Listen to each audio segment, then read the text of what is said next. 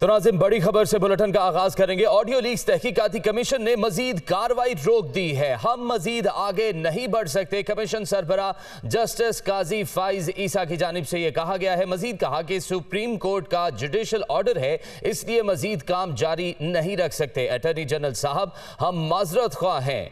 हमें कई बार बहुत तकलीफ दे किस्म के टास्क मिलते हैं। हम वो टास्क एंजॉय नहीं कर रहे होते, मगर हल्फ के तहत करने के पाबंद हैं। हल्फ के तहत इसकी इजाज़त ना होती तो माजरत करके चला गया होता। हमें क्या पड़ी थी कि हमें इजाफी काम का कुछ नहीं मिलता। मजीद तफसीलात जानने के लिए हमारे नुमाइंदे आमिर सईद अब्बासी हमारे साथ मौजूद हैं। आमिर, आगाह कीजिएगा। ऑडियो लीक्स तहकीकाती कमीशन ने मजीद कार्रवाई रोक दी। बिल्कुल, ऑडियो लीक्स तहकीकाती कमीशन जिसकी सरबराही जस्टिस काजी फाइज ईसा कर रहे थे और वफाकी हुकूमत ने खुसूसी तौर पर इस कमीशन को तश्कील दिया था कि उन ऑडियोज़ की तहकीकात की जा सकें जो सोशल मीडिया पर और फिर मेन स्ट्रीम मीडिया पर भी वायरल थी मुख्तलिफ अहम शख्सियात से मुतल्लिक। लेकिन इस कमीशन जो बहुत तेज़ी से काम का आगाज़ कर चुका था, लेकिन अब इसको ब्रेक्स लग चुकी हैं क्योंकि सुप्रीम कोर्ट ऑफ पाकिस्तान के 5 रुकनी लार्जर बेंच ने इस कमीशन को मज़ीद कार्रवाई से रोका था और आज 1 घंटे तक इस कमीशन की कार्रवाई हुई। लेकिन इस कमीशन ने कार्रवाई तो कोई नहीं की, लेकिन मुकम्मल तौर के ऊपर जायज़ा लिया सुप्रीम कोर्ट की उन प्रोसीडिंग्स का जिनके तहत ये प्रोसीडिंग्स रोकी गई हैं, ये कार्रवाई रोकी गई है। और जस्टिस काजी फाइज ईसा ने शिकवार उस ग्राउंड्स का हवाला दिया और उनको डिस्कस किया कि कैसे सुप्रीम कोर्ट ऑफ पाकिस्तान ने ये रोक दिया। लेकिन उन्होंने कहा कि इसमें बज़ाहिर लगता है कि बहुत से अहकामात की और आइन की खिलाफ वर्जी की गई, लेकिन क्योंकि जुडिशल ऑर्डर है हम उस एहतराम में अब मज़ीद कार्रवाई नहीं कर सकते। पहला हवाला उन्होंने दिया कि सुप्रीम कोर्ट ऑफ पाकिस्तान ने जो नोटिस दिए बगैर कमीशन को कार्रवाई से रोका है, इसकी आइन और कानून में गुंजाइश नहीं है। ज़रूरी था और रूल्स और प्रोसीजर ये कहता है कि पहले तमाम फरीक़ैन को नोटिस जारी करके फिर स्टे ऑर्डर दिया जा सकता था, लेकिन जो 5 रुकनी बेंच है उसने ऐसा नहीं किया। दूसरा हवाला दिया गया कि जो प्राइवेसी की बात की गई तो जस्टिस काजी फाइज ईसा ने कहा कि प्राइवेसी जो है वो सिर्फ किसी शख्स की डिग्निटी या फिर एक घर के अंदर की प्राइवेसी तक तो महदूद किया जा सकता है, बट एक पब्लिक प्लेस के ऊपर या किसी के दरमियान होने वाली कोई ऐसी गैर अखलाकी गुफ्तगू या एक ऐसी गुफ्तगू जिससे किसी दूसरे शख्स को मुतासर हो सकता है, वो प्राइवेसी के ज़ुमरे में नहीं आती। उन्होंने कहा कि क्या सड़कों पर लगे जो कैमरे हैं क्या वो भी प्राइवेसी में आएंगे, या अगर कोई कहे कि जज को पैसे देने हैं या जज के नाम के ऊपर पैसे लिए जाएं तो क्या वो गुफ्तगू भी प्राइवेसी के नाम पर आएगी। इसको भी उन्होंने रद्द किया।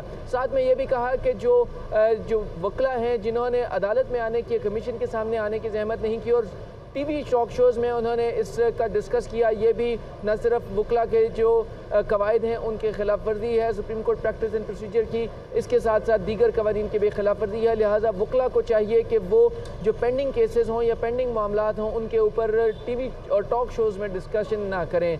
इसके साथ साथ जस्टिस काजी फाइज ईसा ने यह भी कहा कि जो ये कहा गया कि अदलिया के अंदरूनी मामलात में मुदाखलत है, उन्होंने कहा कि हम बतौर जज हमने हलफ उठाया है कि हमने आइन और कानून के मुताबिक काम करना है।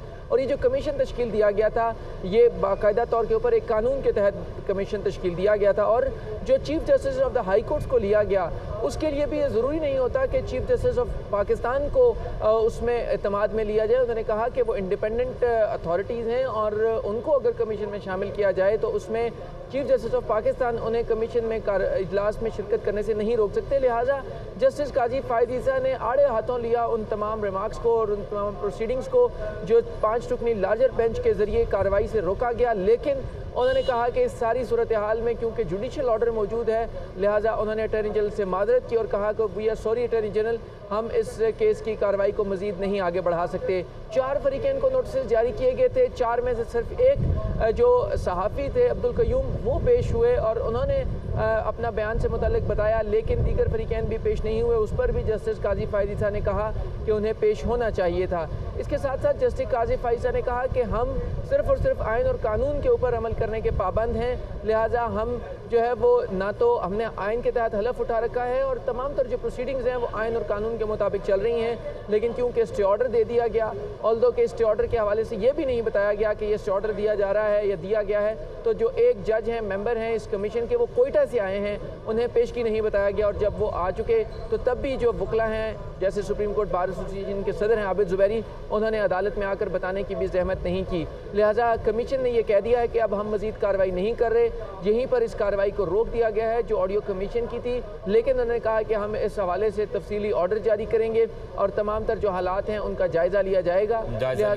आप हमारे साथ ही मौजूद रहिएगा। आमिर सईद अब्बासी हमारे साथ, ब्यूरो चीफ इस्लामाबाद अदील वड़ाइच भी मौजूद हैं। अदील, कार्रवाई से रोक दिया गया है ऑडियो लीक्स तहकीकाती कमीशन की जानिब से, जस्टिस काजी फाइज ईसा की जानिब से मजीद क्या कहा गया? देखिए, ऑप्शन नहीं था अब इस कमीशन के पास आगे चलने के हवाले से। लार्जर बेंच ने ये फैसला दे दिया। अगरचे ये जो मुअत्तली है इसको कलअदम अभी नहीं करार दिया गया, लेकिन इसकी फेट नजर आ रही है। जो रिमार्क्स कल सामने आ गए हैं, इस कमीशन का क्या हाल होगा, इसका क्या इस कमीशन का जो नोटिफिकेशन है उसका मुस्तकबिल क्या होगा, ये ऑलमोस्ट वाजे हो चुका है। लेकिन चूंकि एक ड्यू प्रोसेस है, उस पर चलना है, इस पे आर्गूमेंट्स होने हैं। फ्रीकैन को भी नोटिस नहीं हुए थे, अब वो नोटिस गुज़िश्ता समात पे हो गए हैं। अब अगली जो समात होगी 31 तारीख को, तो उसमें अब इस प्रोसीडिंग के चलने की जो अहमियत है वो शायद इतनी नहीं रही फैसले तक, जितना इसमें पहले अदालत बहुत सी चीजें वाजे कर चुकी है, इसको मुअत्तल कर चुकी है, ये रुक चुका है। तो चूंकि कानून तो मौजूद ऐसा कोई था नहीं जिसमें ये चीजें वाजे हों कि अगर किसी जज साहब को कमीशन में शामिल करना है तो उसका क्या तरीकाकार होता है।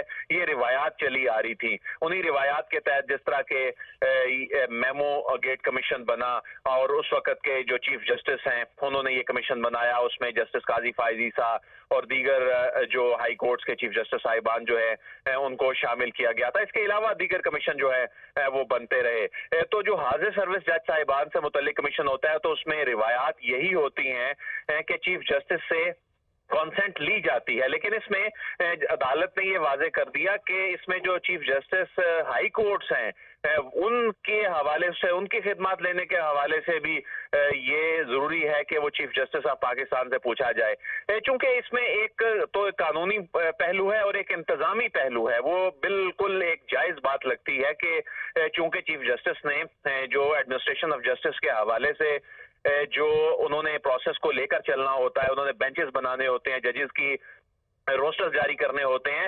अगर इसी तरह से हुकूमत अपनी मर्जी से कमीशन बनाती रहेगी, इसी तरह हुकूमत अपनी मर्जी से जज साहिबान को शामिल करती रहेगी बगैर मुशावरत के, तो इस तरह से फिर ये एडमिनिस्ट्रेशन ऑफ जस्टिस जो है इसका प्रोसेस है ये मुतासर हो सकता है। लेकिन दूसरी जानिब एक इखलाकी पहलू भी है, दूसरी जानिब एक इसका एक सियासी पहलू भी है जो कि सियासी डोमेन में डिस्कस होना शुरू हो गया है कि इसमें चीफ जस्टिस ऑफ पाकिस्तान के जो रिश्तेदारों से मुतल्लिक जो ऑडियो, उनकी जो साथ साहिबा से मुतल्लिक जो ऑडियो का जो मामला था, तो चूंकि वो था और वो खुद इस बेंच की सरबराही कर रहे थे, तो एक इसमें कंट्रोवर्सी जरूर पैदा हो गई। और ये आने वाले दिनों में, अगर कमीशन ने तो अपना काम रोक दिया है, लेकिन आने वाले दिनों में पब्लिक डोमेन में और जो सियासी डोमेन में इस पे काफी बहस होती रहेगी, इस पे क्रिटिसिज्म होता रहेगा। लेकिन एक जो खतरा था कुछ लोगों के लिए, एक खदशा था, इसके जो इम्प्लीकेशंस थी, ये जो तमाम जो कार्रवाई चल रही थी, वो खतरा बहरहाल टल गया है। उसमें वो खतरा बहरहाल टल गया है। ब्यूरो चीफ इस्लामाबाद अदील वड़ाइच हमें तफसीलन आगाह कर रहे थे। हमारे नुमाइंदे आमिर सईद अब्बासी भी हमारे साथ मौजूद थे। आप दोनों का बहुत शुक्रिया।